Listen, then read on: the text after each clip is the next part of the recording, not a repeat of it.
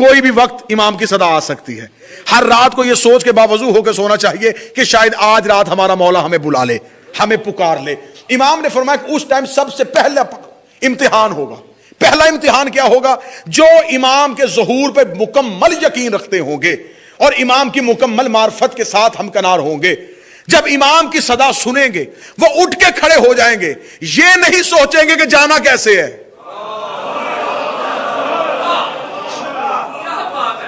سرکار جب خطبہ دیا جاتا ہے تو خطبے میں جب امام کا نام آتا ہے, تمام معصومین کے نام پہ آپ بیٹھے رہتے ہیں, جب امام کا نام آتا تو کھڑے ہو جاتے ہیں. یہ کھڑا ہونا عزت کی وجہ سے نہیں. اگر عزت کی وجہ سے کھڑا ہونا ہوتا تو اس کے نام پہ کیوں نہیں کھڑے ہوئے جس کے نام پہ نبی بھی کھڑا ہو جاتا تھا. پھر ہر نام پہ کھڑا ہونا چاہیے تھا نا. امام کے نام پہ فوراً کھڑے ہونے کا حکم اس لیے ہے کہ یہ نام اتنا تمہیں معرفت پہ بلند لے جائے کہ جب بھی یہ نام پکارا جائے تم نصرت کے لیے کھڑے ہو جاؤ.